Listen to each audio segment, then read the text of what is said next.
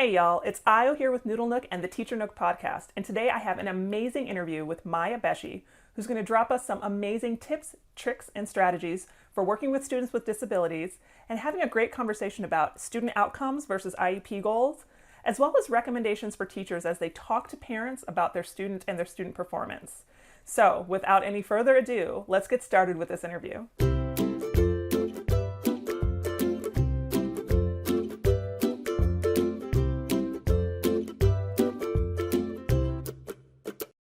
I'm so excited today to be here with Maya, who's going to talk to us a little bit about students with disabilities and her experience.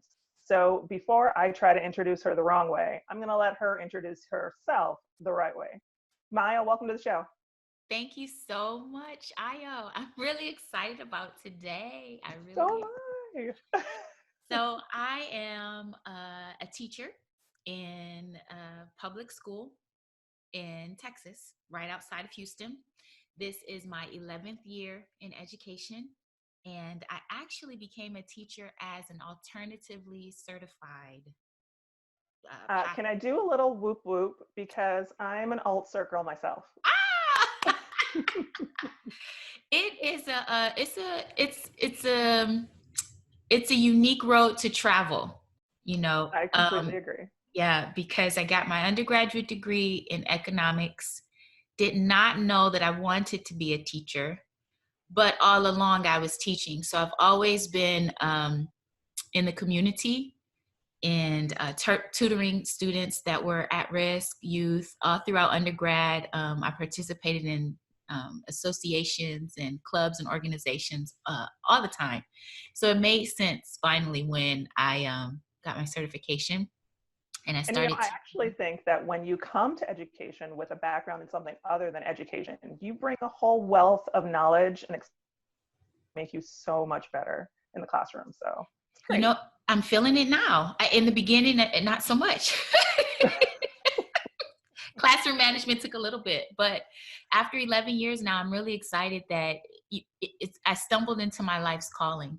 So the ACP process was very short and dropped me right into the world of special education, which Me is too. my heart and soul. I live and breathe special ed, and You do. I know that about you. You are all sped. I am. I love that. Yeah, and so it really is because I've just had the privilege of working with such great families. There's so much diversity, and across the years, it's been from age 3 PPCD all the way through 12th grade on campus and self-contained classes. I've also done in-class support in the general education setting, and I've also taught students one-to-one in the homebound setting who've had some who are just medically fragile or were undergoing some significant life changes due to TBI or cancer. You name it, I've probably touched and taught. Yeah. And I completely agree with that. And I think what's also interesting is that you've worked with those populations across socioeconomic statuses too. So Mhm. you've had students who would be considered low socioeconomic status, high free and reduced lunch campuses, all the way through to more affluent campuses. Absolutely, absolutely. And I've seen families have full support, like 24-hour nursing care. And I've seen it where it's mom only or grandma only.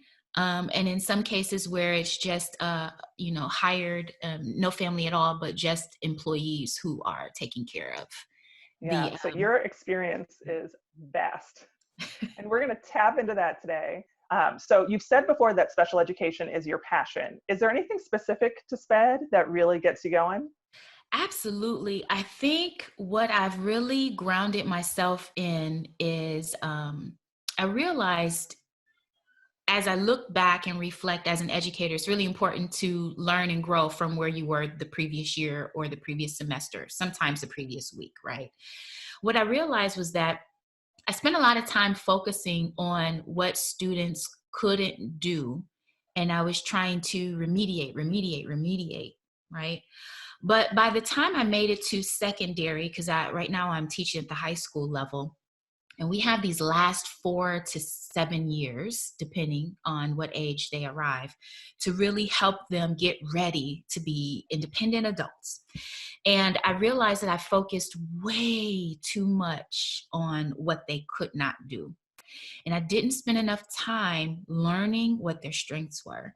And so now my every day, every child, every parent, every opportunity, I want to know, what can you do? What are they good at? What are they passionate about? What do they love? What does it look like at home? What is it like after school? And you find that families in some cases had never even shared this information because no one really asked, and they were just all focused on the deficit. And I mean, that's a shame when you think about that, because that part of being individualized for our students in SPED requires that we look at where a student is going, future transition plans, and strengths, so that we can really address their skill set yes. in their transition and post-secondary environment. Absolutely. And here's the kicker. Here in Texas, and you know this, we are required to start transition planning by age 16. Specifically Right. in the district that we work in, we start as early as age 14. So plans are technically there, right? So for the past 11 years, I've been creating transition plans. I've been having conversations about what we're going to do after high school. But for me, to be more specific about your question, my passion is I want to know what you're good at and what are the target outcomes, because the outcome is much different than an IEP goal. Mm-hmm. So the Say transition that one more time. outcomes, I want to know what's the outcome, because an outcome is far different from an IEP goal. And I see all the time teachers in the classroom who take IEP goals and roll those goals forward, who cut and paste transition statements from when the kid was in middle school 5 years ago, um, Yes. and don't really use that information to formulate their plan. Yes, yes. And so I think that's it right there, the outcome. So outcomes, so just for anyone who may be thinking like, oh, okay, pause right there, because I see me in that description. Tell me, what's the difference then between the outcome and okay, an IEP goal could say this student will independently manage their own bank account. Okay, there's the goal. Great goal. People will write that goal because they love that Yes, goal. great goal, right? An outcome is completely different. An outcome is more general.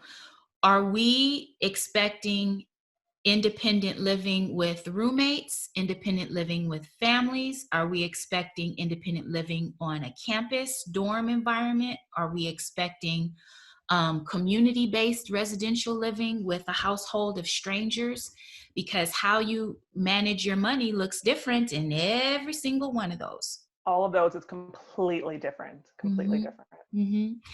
And do we want to target an outcome of what type of quality of life? So it can be general, but feel very specific and tailored. Tailored is the word. It can be general, but very tailored to what the outcome should be. And the outcomes can change, as they get older. Absolutely.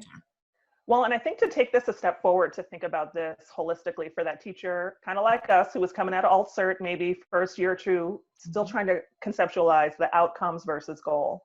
Mm-hmm. If you had a student who was still working on one-to-one correspondence Mm-hmm. and maybe an inability to count past 10, if their outcome is still to bank independently because their future includes living in a roommate situation, maybe with a cousin, but not with someone who specifically will be in charge of their finances, Correct. Yeah. we can't continue to write goals for one-to-one correspondence if the outcome that we're trying to address is financial independence. Absolutely not. And that totally transforms the conversation when it's time to plan annually, or even if you come back, biannually. That completely transforms the level of supports you're expecting. And it also allows, which is probably, we'll talk about this a little bit more. I don't want to jump too far ahead, but it allows you to really get to see at home, right? what the impact of the IEP goals that you've created that they're working on at school, how is it generalizing? How is it transferring environments? Because that's the main Absolutely. target. What is it going to look like when they're all said and done with high school and school Absolutely. is finished? If, And if we can't write goals that are mm-mm, unsupported at home or not a part of students' future transition plans. So we that's really right. have to take that information into consideration when we create our plans for the student because we aren't independent of home and community and support system. We're not. Absolutely. That's right. Yes. I know it's like air high five. Woo, Yeah. preach it. But you know, it's funny because this is not stuff that you come equipped with when you first start instead. Oh no, it's Yeah, not. that first year is baptism by fire. You're just trying to get the paperwork done by Mhm. the IEP meeting, Yes. please. And so here's my thing now. Whenever I'm working with families, I try my best, and not everyone is there. Some parents, some families, they weren't expecting that their child would have a disability. And so for quite a bit of them, there's still this lingering fear, there's some trepidation, there's slow movement, and they just got out of the woods in some cases, or their child is at an age that they never thought they'd live beyond that age, and they're in a Seen whole all of new those world. situations, yes. So probably by high school, it's the first time they're able to really start to breathe a little bit. But I would love it if every new teacher and every collaborative team could begin with the end in mind. If we can just shift from being so myopic. I And love that. I love it.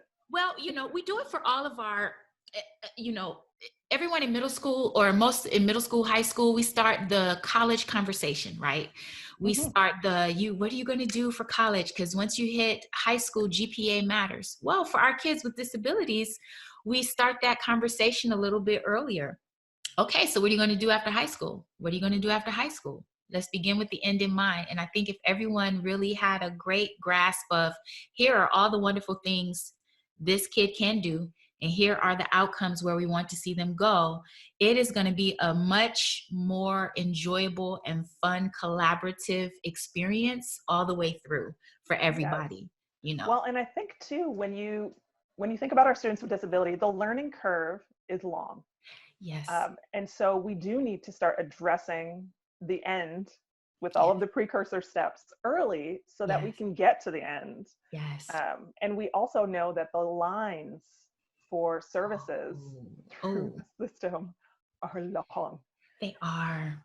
So They some of are. these lists are 10 years to get services by federal servicing agencies, Yes. MHMRA, MHADD, all of those, basically alphabet soup. If you're Yeah. not on those lists when the kid is 10 or 11 or 12, you might not get services when It's they true. age out at 22 or 25.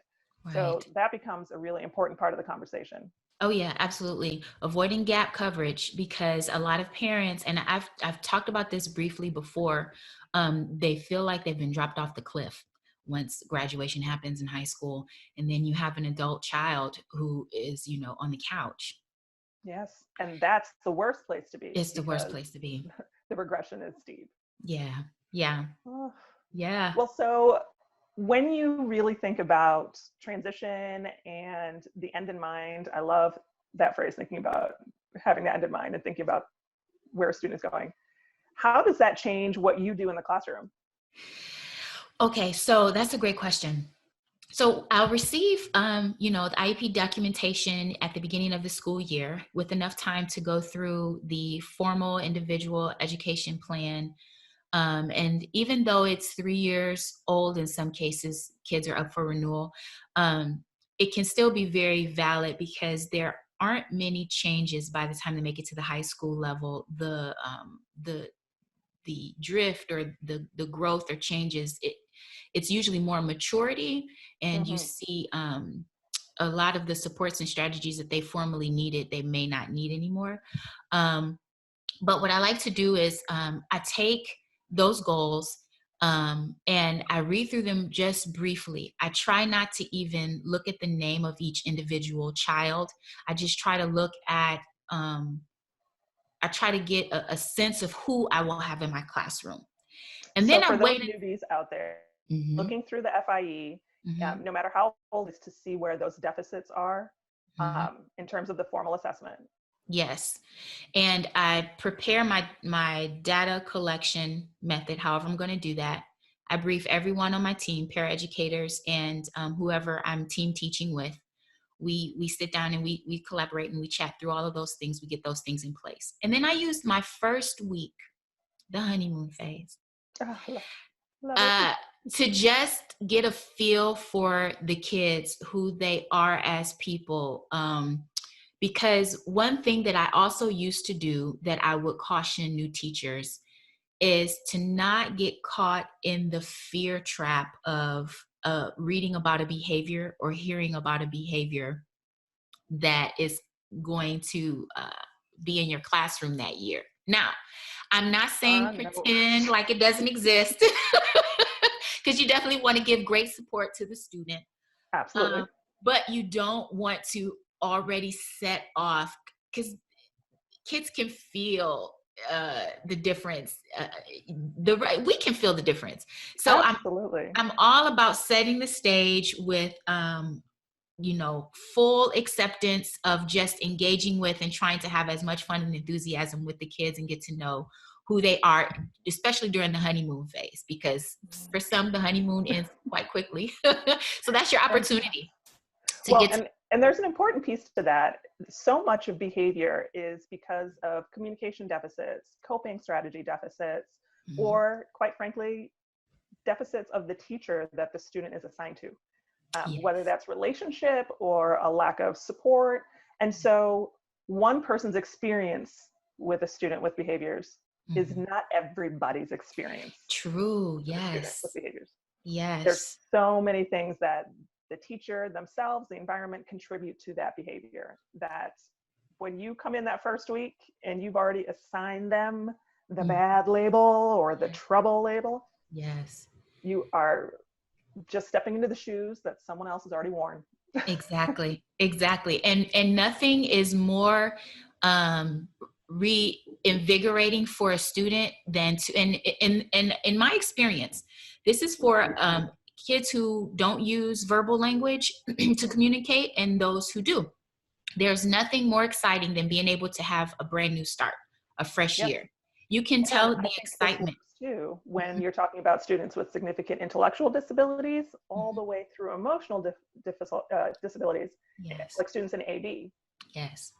To be able to walk in with a new teacher and say, okay, I'm getting a fresh start. I can make better choices here. Yes. Can really just turn the page in the book. It really can. It really can. Yeah. Well, So that's what I do. Yeah. I have one more question, because this I think is a very difficult part of working with support staff, is to get everybody on the same page. Mm. And I know that's a question that my listeners and my readers ask me all the time, which is, how do you get your para team to understand what you're trying to do and do it too? Mm. Okay. Over the That's like year. $1,000 million question. If you can answer that, I will write you a check. Well, let me tell you, I give them a survey at the beginning of the year. Oh, It's okay. a short checklist. It's a one-page checklist, and they get to rank what they feel comfortable with or have knowledge of, all the way through what they don't. Because in economics, I'll just geek out for a minute. There is a term called specialization. If a country is good at producing bananas, it's not going to put all of its monies in factories and producing oranges. They're going to produce bananas because that's what they're specialists in. So Right. when I'm just meeting new paraeducators, especially, I love to give them this survey because I want to know what they believe they're good at and what they're open to learning, because we're about to hit the pavement running, baby, once these kids arrive. Hot sprint. That is a hot sprint right there. And most of the time, we don't have a whole lot of team time built in to just meet with our paraeducators. They have other duties around campus. They're usually shared amongst all of us. Well, absolutely. And I love what you're saying there, is that different people are good at different things. Mhm. And if you, like you said, are a country that's growing bananas, and I ask you to start growing oranges, you might grow some oranges, but those might not be very good oranges. Won't be good oranges. But I could ask you to grow bananas all day long, and I could have the best bananas I've ever eaten day after day. So we do have to capitalize on the strengths and weaknesses of our team in order to address the strengths and weaknesses of our students. Yes. And nothing is more morale building, especially for paraeducators in my experience, than to get specific feedback on a regular basis on what went well. For example, Yes. you have a high intensity allocation, a high intensity para allocation, but you have not just tied one para to one student. If you are doing it well, you've got a rotation going so everyone has a chance to take a break, right? So I hope that that's what you're doing. And then on a weekly or every 2 week basis, I'm looking at data, I'm looking at numbers, and I'm sharing it like, listen, this child has made gains in their lexile. Thank you for the work that you've been doing with that reading corner, because it's not been easy given the behaviors we saw this week. And there's two things I love there. One is that you're bringing your para in as equally invested in the success of the students. Absolutely. And the second part of that is, our gains take a long time. Sometimes we could work on something and it might take 6 months before we start to see the results of our effort. Yes. But those little incremental steps are so important to celebrate. Yes. Even if the celebration is, we did 2 minutes of reading today and nobody got slapped. Exactly. Exactly. I will take that as a victory any day. It is a victory because that translates into acceptance and the ability to participate post-secondary in a community experience, which totally increases the quality of life for somebody. So you're Absolutely. right. It is a celebration, and it's because of the work that they put in. Absolutely. And so lots of I love that you've shared that piece about working with paraprofessionals. That really, I think, is very helpful to a lot of people who are coming into a special ed environment, even if they're coming from education or alt cert. Yes. That relationship is so important. And those are some great tips on how to build that. I love that. Yeah. So I actually have a question for you from one of our listeners. And I figure you are the perfect person to answer this question. Okay. So I'm going to read this email from Jonelle. Okay. She says, I live in the community I teach in and always seem to run into parents when I'm out and about running errands. The one thing they ask me over and over is, how is my son or daughter doing? What should I tell parents when they ask about their child's performance, either formally in the classroom or informally in the community? Well, out in the community, I am very careful. I like to be very general, and I don't like to try and reveal that I'm even a special ed teacher, because I want to make sure I protect the confidentiality of the families and the students.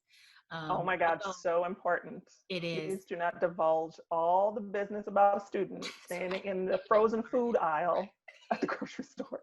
Right. But at the same time, it's really very flattering to me anyway. I feel like a celebrity when this happens, because I enjoy the family. You know what I mean? Yeah. So, but what I like to say out in the community is, I think that I like to give a general answer. I think that they're doing really well in key areas and they are growing in other areas, or I may say, I think that some growth may be needed, but they're doing well. I'm very general. I have some verbiage that I practice so that when I'm in those situations, I'm not just caught off guard. And then I ask, hey, do you want me to follow up so we can have a conference? Because it sounds like you want a few more details. And I think too, when you keep it really light in the community, the focus really should be in the community is to foster the connection. Yes. So this is not the academic environment. I would just follow up that and say, in the community, you just want to say that you're excited to see the student. You're so happy to see them every day when they come to school. They've just things that are light, happy, and relationship based. Yes. Oh, that's a good point. Mm-hmm. Yes. And even connecting with the parent in that situation. Oh, yeah. You, but maybe flip it. Do a little bit. And how are you? Are you guys doing okay? How's home life? Just to keep it light, conversational. and friendly and And social. friendly. Yes, absolutely. And it's really wonderful to be a teacher in the community where you live, because you do get to get a good understanding of who is who and what's available and where things are, so that you Hmm. have the context, the proper context. Also, when you're back on campus and you're teaching, you know exactly the kinds of lives that you all have, the quality of life you have in that community. Absolutely. I think it makes it much easier to determine transition availability, supports, and context. Oh yeah. So back at home, back at school, once I can really address the question, I like to go back to asking them to give me a little bit more, because parents don't often know what to ask. And so when they're asking, how's my son or daughter doing? Really, they have an idea in mind, and I just need to know what that idea is. So they're usually thinking in the context of an outcome. So it goes back to outcomes. And so I like to ask, well, what what are you really trying to know? Specifically academics? Are you wanting to know about relationships? Are you wanting to know about behaviors? Give me a little bit more, because I can tell you all the details that I have, right? So it And I all worked goes with a back to parent for years outcomes. who was just so obsessed with this fry word list. She wanted her kid to be able to read all the words off of the fry list up to like 2,200 or something ridiculous. Hmm. And she prioritized it in IEP meetings, in data collection, and conversations. Hmm.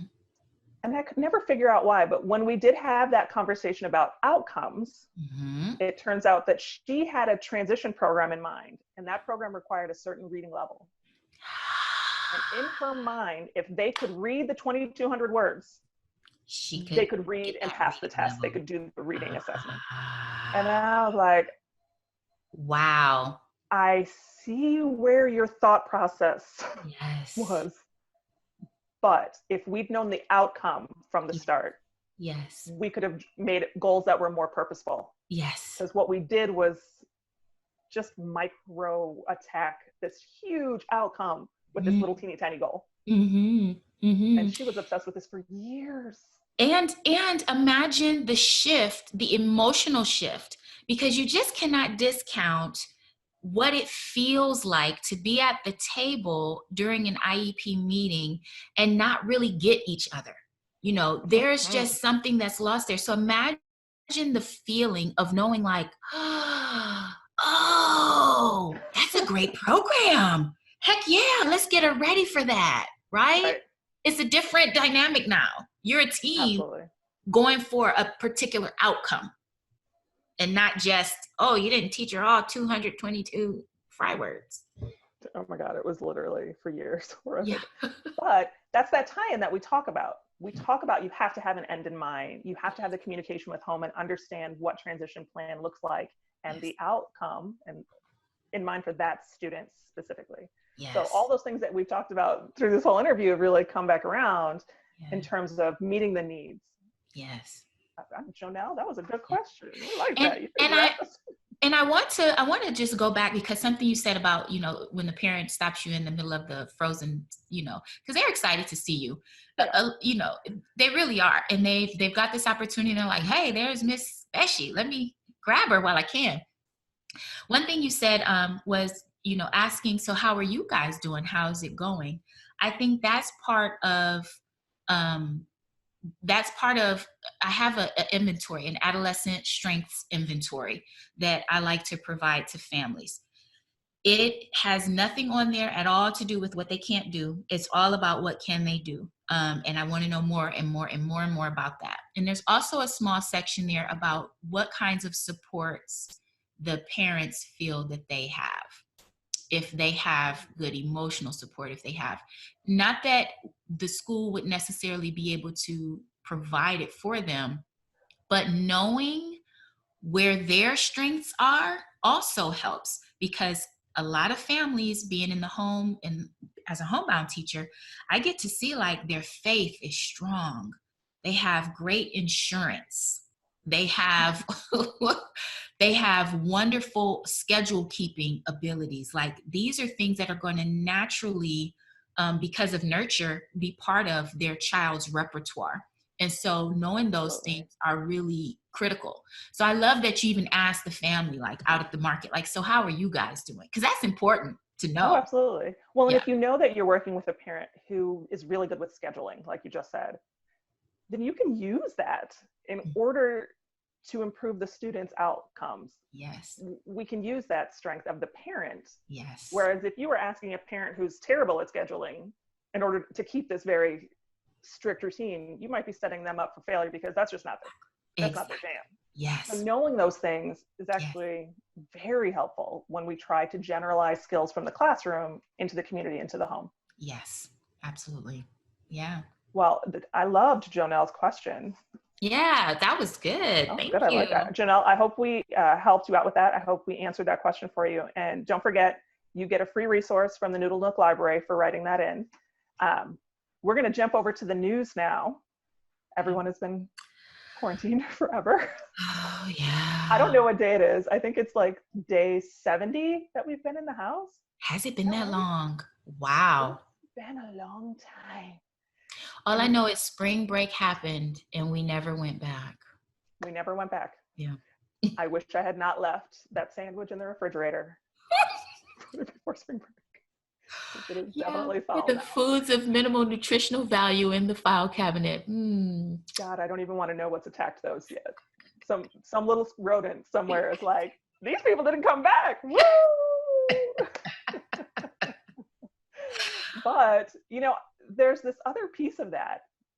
Students who traditionally only ever really get 2 weeks of a break off school, you know, 2 weeks for Christmas, 2 weeks between the traditional school year and an ESY session, Yeah. 2 weeks between ESY sessions, have always been getting services and been in school and have now been out of the classroom Yes.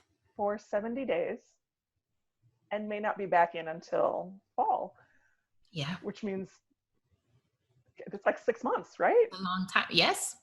Much long. Double. It's double a typical summer break that they're Wow. experiencing. And in all fairness, some of them get to participate in some kind of summer programming where they're still maintaining a basic, skill set, and they're not able to do that in the same way right now. Yeah, I mean, I think anyone who teaches SPED can agree that virtual learning and Mm-hmm. in-person learning are not Mm-hmm. the same. They Mm-hmm. are not getting us the same outcome from the students. Now, for some kids, it works.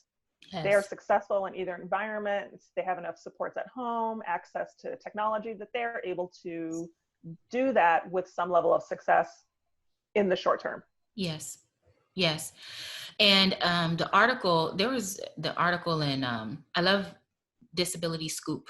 Disability Scoop Yes. has some great, you have to sign up and be a member, I believe, but you, at least at one point, you could get 5 articles for free per month. Yes, And so, you usually have a cap off of how many you can access. So you can't go crazy, but you can get really good updates. And yes, even if you read the headlines, it does give you some better understanding of what's going on with. what's happening. Yeah. Absolutely. And so, But the mhm. article that you sent from Disability Scoop that we're referencing for this conversation is called Remote Learning Continues, but Students with Disabilities Still Falling Behind.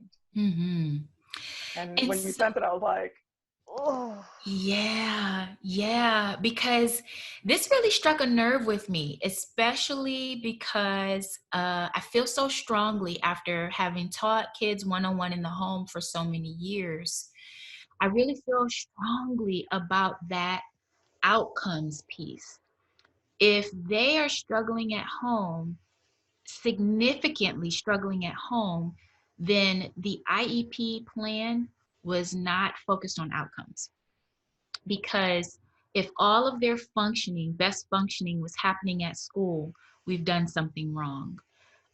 We didn't quite, or I won't say that we've done something wrong. Maybe they're just not at the point where they were ready to start generalizing the skill over into the home setting or other environments, but that needs to be accelerated.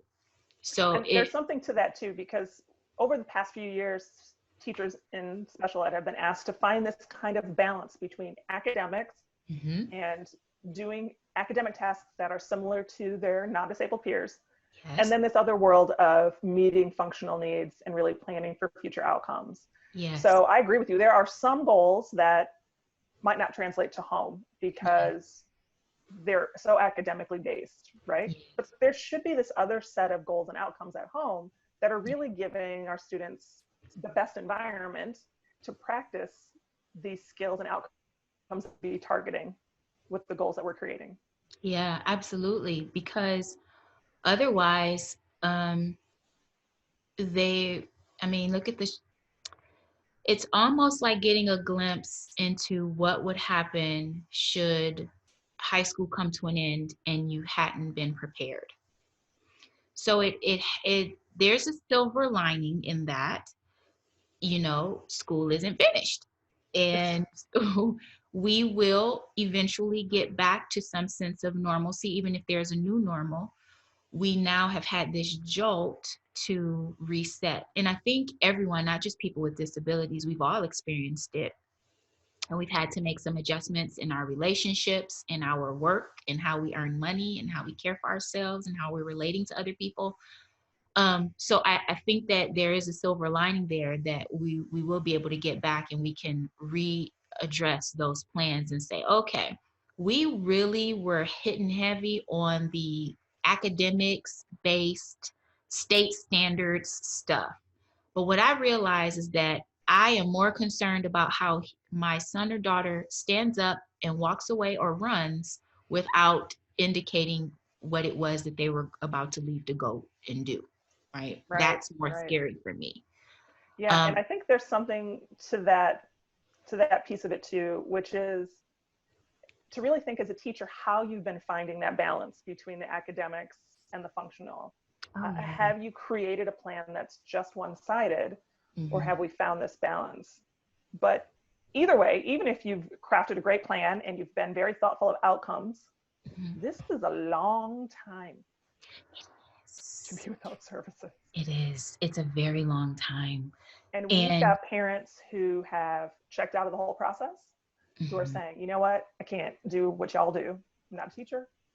I'm going to mhm, wait till they're back with you. You do the teachy stuff. I'm just doing the care. mhm, We've got other people who are like, entire world has been tossed upside down mhm, and we've lost jobs, or we're essential workers and we are not home and available to support the student like we would normally be during the mhm. school year after hours. So I think that the loss is not even as clear cut as academic and functional. I feel like there is social emotional loss here. There Yes. is a loss of security. There's a Yes. loss of relationship. There's a loss Yes. of academics. Yes. Um, In every area.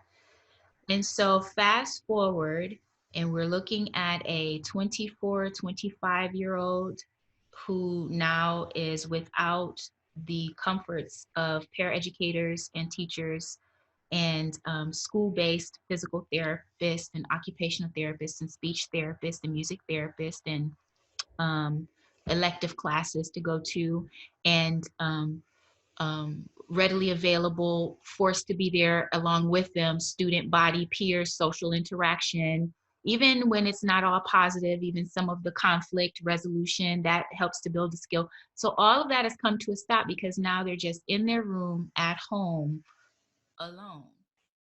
I know it. What do, what do you have? What do you do? What's happening in the community? What will happen? Um, it's Oh, really it like makes me so sad thinking about it because I know kids that only ever get in the stander when they're at school, only ever talk to a same age peer or even non-family member when Mhm. they're at school, who Yes. only get to have access to nutritious food and a loving, caring environment Yeah. when they come to school. Yes. And those things are all abruptly gone. It's true. Uh, well, so I'd like to think of this in a couple different fashions. Mhm. Excuse me. If we're thinking about a teacher who's been supporting students in special ed, I think this is a really good time to reflect on that outcomes piece that you talked about before and how to find this balance between academics and functional skills. Yes. But I also think as a parent or community member. Mhm. Maybe it's how do we get our students to access the community more Mhm.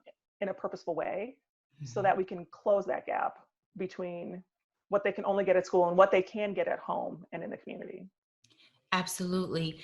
And there's been phenomenal work over the years with the Americans with Disabilities Act and civil rights, and even technology in the medical field, but even technology for the general population. I mean, Apple has transformed, Google has transformed our lives. Apps have done everything from giving us freedom, from just waiting on a bus. When you live in a suburb, where do you go Mm-hmm. when you need transportation? So I think that we just live in a day and age now where we have a lot more opportunities to look at what's free and all ready accessible for someone who has a disability or who may have additional needs or challenges for getting around. Um, Absolutely. And to it's make goals that address mhm. what will be coming for the student, not Yes, where we've been. yes. Girl, I still see check writing goals out there in the world. Oh my I cannot gosh. remember the last time I wrote a When check. we have Cash App, Push Pay, and our students are very well versed in navigating iPads. Quite a few of them have their own devices, so these are easy ways, especially at the high school level. I know you have quite a few viewers across age groups, Mm-hmm. but it's never too early to start teaching them how to use and access or even recognize these things. I'll give you an example. I have a student whose parents, I didn't know this until I asked the question about outcomes and what are you working on. The parents allow their student, he's now 16, he has limited verbal usage. He mostly uses behavior to communicate, and it's usually with pinching or hitting or things like that. He's taller than both of his parents. He's bigger than both of his parents. Um, but what they found is by giving him more responsibilities, that was what he was communicating. He wanted to be able to do it. It was a let me do it kind of thing. So when they travel, they use Lyft or Uber, and he is allowed to manage the app. He knows how to match the license plate. He knows how to match the image of the driver who it should be. He knows how to go and find the location where he's supposed to stand if it's not where they plugged in. And he knows how to tip. He knows how to pay and I tip. love that. I'm like doing somersaults over here. Yeah. Because this is the outcome versus goal piece, right? Like this is the culmination of that whole idea. Mhm. We can teach one-to-one correspondence or matching items in the classroom. Yes. And we can write that as a goal, but how does that relate to the outcome? That I Yeah. can match the license plate or the driver Yes. is the outcome that we are really looking for. Right. So how can we be more thoughtful in the classroom in writing goals that are going to translate to Yes. that success? Yes. Um, Yes. and I completely agree with you on so many levels. One of the biggest things that kept running through my head while you were talking was, even though we're talking about students in secondary and having a conversation about some older students, Mhm. this conversation runs from K and pre-K all the way to post-secondary. Mhm. What is cute at 5 or 8 or 10 or Yes. 12 or 15 Yes. might not be cute at 20, Mhm. 30, Yeah. 40, 50. Yes. And so we have to be very thoughtful how we guide our students to interact with peers, their environments, materials around them, because they will retain that skill, hopefully, Yes, they will. throughout their life. Mhm. So if you think it's cute that that little 6-year-old comes and gives you a big hug and maybe snuggles their face in places, Yeah. it's cute at 5. Will it be Not cute at 30? right. And Right. if the answer is no, then maybe we need to rethink how we're creating an environment in the classroom and how Yes. that's going to relate to the outcome for that student. Absolutely. Oh, yes. Yes, yes, yes. Well, I love that. If anybody wants to read the article from Disability Scoop, I will link it in show notes so that you can get to that and read through it yourself. But to kind of bring this back around in terms of a teacher in the classroom, getting Mhm. ready to go back to school in the fall, and you yourself too, how, what? Yeah, well, Make this it has been an this has just been an I hear the word unprecedented, and I think I'm so tired of hearing it, but I'm going to use it. It's been just unprecedented time. And I've had to remind myself even that I've not been working from home. I've been at home working during a crisis. Okay. And so I think just starting off the school year with that, there is quite a bit of great research out there about trauma informed teaching. And I know that on our campus, we've already begun thinking through those lenses. Um, those of us who work in special education, we may already be well versed in this because we have several students who come to us from traumatic backgrounds, or things that have occurred. They probably even just having the multiple surgeries, is translated emotionally, in their being as a traumatic experience that they have to overcome, or when they're really sick. So I think starting off the school year with some of those in my toolkit, knowing how to get some teacher strategies for dealing with kids who have been under crisis or trauma, and what that can look like. So we are going to need to do things like have greater use of the funnel method, or where you're being more specific with cueing and prompting in the beginning, where you're having a lot of visual supports, a lot of nonverbal supports, high frequency use of these supports, so that the processes and procedures and the relationship building the relationship and the rapport happens before you even pull out academics. I'm going to tell you right now, don't even try it. Yeah, and I think there's going to be a lot of people who are going to want to come back and hit the ground running like they always have. And I've heard some other people talk about how we need to come back more mindful of the students' social well-being and mental health. And I think that's going to be a hard thing to bridge for all of our students as a lone teacher in the classroom, Because we're given not how social diverse their workers. needs We're not are. trained in that. We're not. We're We're not. really not. Um, so I think the couple of things that you really said that I feel like, yes, please make this your takeaway as you go back to school, is to fall back on those strategies that you know work. Visuals, a predictable schedule. You want your students to feel like there's some routine and some calm to the classroom. Yes. So make your environment as predictable, calm, and full of visuals as possible. Allow that extra wait time and processing, Yes. because now we haven't had to take in so much sensory information at Mhm. home Mhm. like it is at school. So give that extra wait time for students. Break those activities that you're trying to do into smaller chunks so you have more opportunity to do positive reinforcement Yes. and build that culture again in the classroom. Yes. And really, really, really, really, really, if I can stress one thing, stay hyper focused on everything that works well from day one, and just talk about it, celebrate it, talk about it, celebrate it, because the more you focus on that, it will expand more and more. So get yourself together first. And that might take a minute and lots of coffee.